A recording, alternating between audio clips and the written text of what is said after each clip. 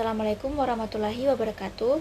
Perkenalkan, nama saya Nurul Asisa Ruskan dengan NIM 220404501011. Nah, adapun tujuan dari dibuatnya video ini yaitu untuk memenuhi tugas ulangan tengah semester mata kuliah dasar-dasar psikologi sosial. Kok papa minta maaf? Habis jadi orang tua yang ngasih kalian kekayaan supaya kalian gak direndahkan orang. Enggak. Pak, please jangan ngomong gitu, Pak. Mau benar ini? Apa kira kalau jujur, kerja keras, sukses, tidak kayak gini-gini aja.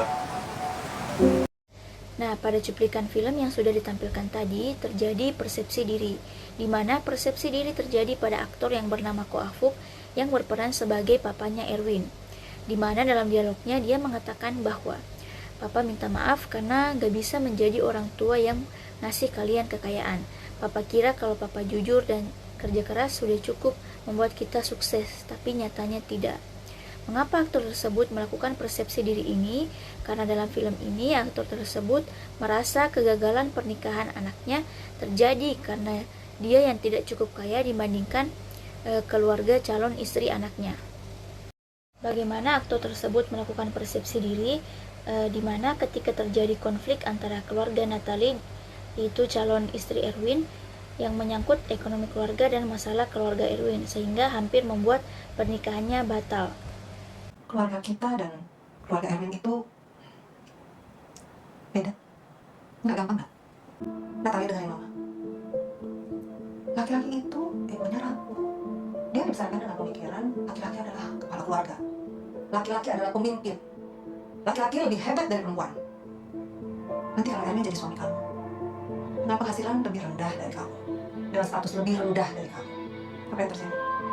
Egonya terluka. Dia akan berusaha menunjukkan dia masih punya kuasa. Dan ketika rasa berkuasa itu nggak dia dapat dari kamu, dia akan cari dari perempuan lain. Pada cuplikan film selanjutnya yaitu terjadi persepsi sosial. Persepsi sosial pada film ini terjadi pada aktris yang berperan sebagai ibu Natalie. Dia berpikir bahwa keluarganya dan keluarga Erwin itu berbeda. Dia juga berpikir bahwa laki-laki itu egonya rendah, di mana di sini Erwin yang memiliki status sosial dan penghasilan yang lebih rendah dari Natalie, yang mungkin akan membuat egonya terluka dan tidak menutup kemungkinan dia akan mencari perempuan lain yang lebih setara dengannya. Mengapa aktris tersebut melakukannya? Karena sebenarnya ia tidak setuju dengan keadaan keluarga Erwin yang berbeda dengan keluarganya. Yang dimaksud di sini berbeda dalam konteks status sosial dan ekonomi. Mana aktris tersebut melakukannya? Di saat dia berdiskusi dengan anaknya atau Natalie mengenai keseriusannya untuk menikah. Ya dan Agnes khawatir lah calon mantunya kayak gitu, nggak jelas. Bokapnya pengangguran, pokoknya pernah narkoba. Kalau narkoba sih berat, soalnya karena kelar hidupnya. Nah itu keluarga pada suruh, kita udah tahu deh. Pada cuplikan film selanjutnya terjadi atribusi sosial, di mana atribusi sosial terjadi pada aktor pendukung yang mendengarkan cerita bahwa Papa Erwin itu seorang pengangguran dan kakaknya seorang mantan narapidana kasus narkoba, sehingga mereka menilai bahwa keluarga Erwin tidak jelas atau tidak pantas menjadi besan keluarga Natalie. Mengapa aktor pendukung itu melakukan atribusi sosial itu? Karena dalam film tersebut dia mendengar bahwa ibunya Natalie tidak mempercayai Erwin, sehingga membuat perjanjian pranikah dan mereka mengetahui bahwa papanya Erwin adalah seorang pengangguran dan kakaknya seorang mantan napi narkoba, sehingga mereka menilai bahwa keluarga Erwin itu tidak benar. Bagaimana aktor tersebut melakukannya? Di saat aktor pendukung tersebut berbincang dengan temannya.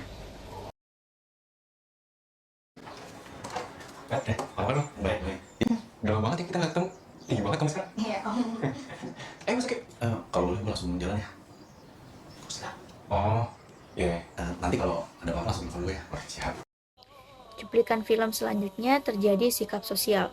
Sikap sosial dalam film ini terjadi pada saat Johan dan Ayu membantu temannya yang sedang mengurus perceraiannya, tapi tidak tega terus-menerus meninggalkan anaknya sendiri di rumah, sehingga dia menitipkannya pada Johan dan Ayu beberapa hari ke depan. Dan Johan menerimanya walaupun dia dengan Ayu sedang sibuk. Mengapa sikap sosial tersebut terjadi? Dalam film ini, Ko Afuk yang berperan sebagai ayah Erwin dan Johan ingin memiliki cucu, namun Ayu memiliki trauma masa kecil. Tapi setelah mendengar curhatan temannya, Ko Afuk berinisiatif untuk menitipkan saja anak itu kepada Ayu. Dia berpikir Ayu akan berubah pikiran setelah mencoba merawat anak itu. Kemudian bagaimana setiap sosial itu terjadi? Nah, pada film tersebut, teman Yohan curhat kepada Ko Afuk bahwa dia takut meninggalkan anaknya terus-menerus selama proses persidangannya, sehingga Ko Afuk berinisiatif untuk menolongnya dan menitipkannya pada anaknya. Gitulah Pak. Toko kita habis dijarah waktu kerusuhan. Ya, tapi itu bukan salah Ayu dong. Tapi kamu harus ngerti. Kenapa Bapak gak siap kalau kamu nikah sama pribumi?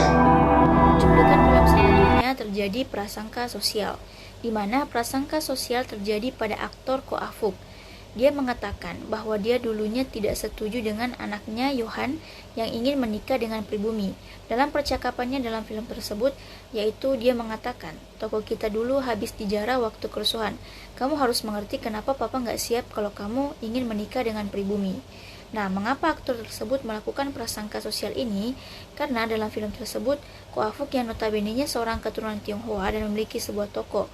Namun dahulu terjadi sebuah kerusuhan yang membuat tokonya habis dijarah oleh pribumi, yang membuat Ko Afuk tidak senang dan membenci pribumi hingga saat ini. Bagaimana aktor tersebut melakukannya? Ketika anaknya Yohan ingin meminta restu untuk menikahi Ayu yang seorang pribumi, dan Ko Afuk sangat menentang pernikahan tersebut.